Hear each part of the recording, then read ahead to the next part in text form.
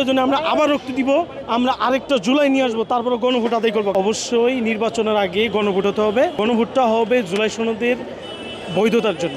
জাতীয় নির্বাচন এবং গণভোট এই দুটোই আমাদের জুলাই পরবর্তী আমাদের জাতীয় জীবনে একটা গুরুত্বপূর্ণ অধ্যায়। এইটাতে যদি আমাদের দেশের যারা দায়িত্বশীল তারা যদি ভুল কোনো পদক্ষেপ নেয়, তাহলে আমাদের দেশ আবার সেই ফেসিবাদের দুঃশাসনে মুখ থুবড়ে পড়বে। এর জন্য আমরা চাই যে অবশ্যই নির্বাচনের আগে গণভোট হতে হবে, আর গণভোটটা হবে জুলাই সনদের বৈধতার জন্য।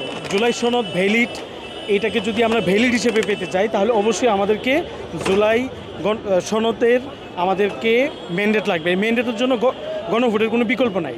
আর এই গণভোটের জন্য আমাদেরকে অবশ্যই নির্বাচনের আগে গণভোট করতে হবে। আমরা অন্তর্বর্তীকালীন সরকারকে আহ্বান করব আজকের এই সমাবেশ থেকে, পুরাতন পল্টনের ঐতিহাসিক সমাবেশ থেকে, যে আমাদের 8 দলের পক্ষ থেকে যেই জুলাই সনদের ঘোষণাপত্র ম্যান্ডেটের কথা বলা হয়েছে, অবশ্যই এই সরকার জুলাই সনদের উপরে ম্যান্ডেট দিবে, কেননা এই সরকার জুলাই রক্তের উপরে গঠিত হয়েছে।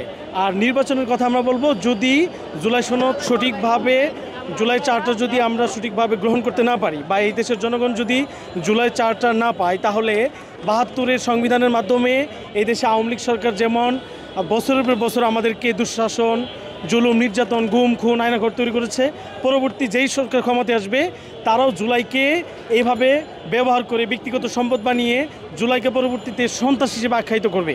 তাহলে জুলাই যোদ্ধা, আহত, পঙ্গুত্ব এবং যারা নিহত হয়েছে তাদের কি হবে? আমরা চাই অবশ্যই জনগণের মতামত অপেক্ষা করে ডক্টর ইউনূসের অন্তর্বর্তীকালীন সরকার অবশ্যই জনবিরোধী কোনো কার্যকলাপে অংশগ্রহণ নেবে না।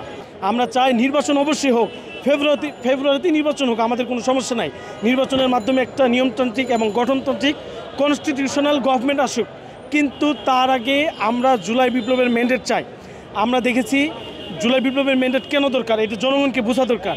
71-এর দেশ আমরা স্বাধীন হওয়ার পরে 71-কে নিয়ে একটা দল ব্যবসা করেছেন, তারা দেশকে ধ্বংসের দ্বারপ্রান্তে পৌঁছে দিয়েছেন। কেন?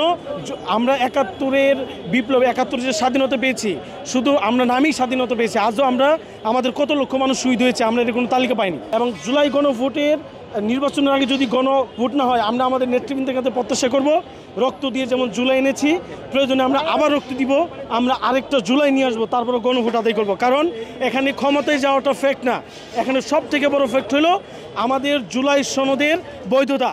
এইটাই আমাদের ম্যান্ডেট, এইটা আমাদের বিপ্লবের ম্যান্ডেট, শহীদদের রক্তের ম্যান্ডেট। আমরা যারা এই আন্দোলনের সম্মুখ সারিতে ছিলাম, আমাদের দলিল দস্তাবেজ সোশ্যাল মিডিয়া বিভিন্ন জায়গায় আছে।